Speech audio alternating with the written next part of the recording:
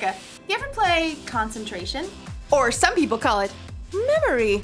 My friends and I play it all the time. I'm the best at it. The object, if you don't already know the rules, is to find two cards that match. Boom! So, my friends and I have added a rule. Anytime you make a match, you get candy. Candy, candy, candy, candy, candy, candy.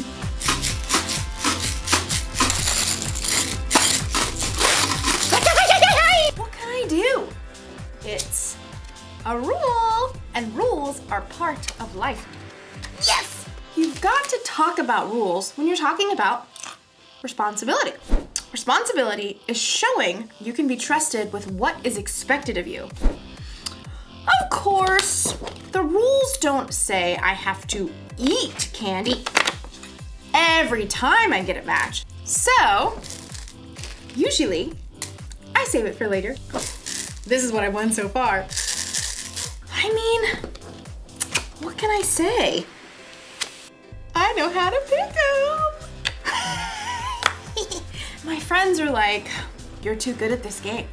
Give us some candy. And I'm like, get your own. I might have a problem. No. Today's story is one that Jesus told about a man who had a little problem with sharing. Who knows what that's like? I'll see you in a bit. Mine. The Bible. It's 66 books of history, stories, letters, and poetry that fit together to form God's one big story. The epic adventure of how He created us and loves us so much that He made a way to rescue us. As we travel through the Bible, from Genesis to Revelation, we discover people who met God and found their lives changed forever. Now, for an amazing story, inspired by the book of Luke, chapter 12, verses 13 through 21. Everywhere Jesus went, large crowds followed him. Some really wanted to learn and change. Some were just curious. Others, like the religious leaders, listened to Jesus' words so they could trap him with tricky questions. But there were some people who just wanted Jesus to back them up, to tell them that their way was the right way. One of these was a man, we'll call him Ezra. Teacher! Hey! Teacher! Ezra's demand was loud enough that everyone stopped talking to look at him. Are you gonna let me through or what? Ezra shoved through the crowd, dragging another man behind him, his brother. Teacher, you've got to tell my brother here that he has to divide the family property with me. Ezra's brother looked like he wanted to sink straight into the ground. Jesus turned to Ezra. Friend, who made me judge or umpire between you? People listen to you. I thought you could, just settle this. Tell my brother I'm right. Watch out. Be on your guard against wanting to have more and more things. Life is not made up of how much a person has. That is not what I asked. Jesus didn't argue with the man. Instead, he told a story, a parable. If he had told this story today, it might sound just a little something like this. There once was a rich man whose field grew a fantastic crop of grain. Perhaps it was corn. His manager brought him the good news. Sir, we're set to bring in a bumper harvest of cobs and kernels. Yes! Go me! Oh, well, your employees did an excellent job of preparing the fields. Go me! And there was a lot of sunshine. Go me! And just the right amount of rain. Go me! Yes, go you. Harvest the crop at once! Well, we're working on that. There's just a little problem. Problem? Who messed up?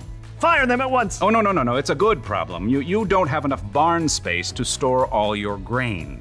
Huh. I'm just too successful. Go me. Well, I was thinking you could share some of the grain. Share it? Well, yes. Some extra bushels for your employees, maybe give some of it away, popcorn for all the kids in town, hold a cornbread festival for everyone. But it's all mine. Oh, yes. Yes, it is. I know. I'll tear down my barns and build bigger ones. Then I can store up all the extra grain for myself. Oh. See to it. I want those new barns up by the time the corn harvest is in. Yes, sir. The old barns were torn down and brand new, bigger barns were built. Perfection. Is the corn harvest complete? Yes, sir. All finished. Excellent. Have the men store it all in these new barns immediately. But they're so tired. I said immediately. Yes, sir. At last, the rich man's entire corn crop was stored in his shiny new barns. He settled back in a comfy deck chair and surveyed his property as the sun set. Go me! Self, you've done pretty well for yourself. You got grain stored away for a lot of years to come. He popped a gourmet corn chip into his mouth. Self, take it easy. Eat, drink, and live it up. You foolish man. The rich man nearly choked on his chip. Excuse me? The rich man looked around, but he could see no one. He was entirely alone. Oh, great. Is this supposed to be some God moment where I discover what I've been doing wrong? That's exactly what it was. You foolish man. Tonight I will take your life away from you. Then who will get what you have prepared for yourself? Could we come up with a different ending to this story? But there was no way out for the rich man. He had chosen to focus only on what he could keep for himself. Jesus wrapped up his parable by explaining, That is how it will be for whoever stores things away for themselves, but is not rich in the sight of God. We don't know how Ezra responded, but maybe, just maybe, he started worrying less about getting more of his family's stuff. Maybe he started to care a little more about sharing what he did have with his brother.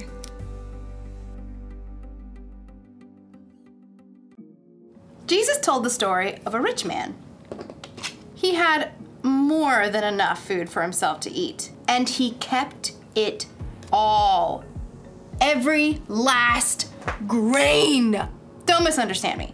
There's nothing wrong with saving. It's good to save your allowance money for that new toy you want. It's good to save candy for later instead of eating it all at once. But saving wasn't the problem with the rich man.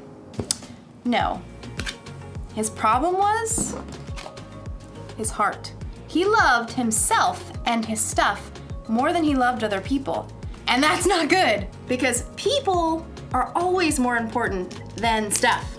You see, I can't say that I'm a follower of Jesus if I'm going to be selfish with the things I have. Those things don't match. It's our responsibility to share with others, and we all have something we can share. Maybe you have time to share, or money, or candy. You're going to have all kinds of chances in your life to share with someone who has less than you. Don't miss your chance. Here's a rule for life to remember today. Share what you have. I've got candy to share next time I see my friends. I've got clothes I don't wear anymore that I could donate. And I've got time if anyone wants to play concentration with me later. Although I warn you, I'm pretty much the best at it. See you next time. I'll save you some candy.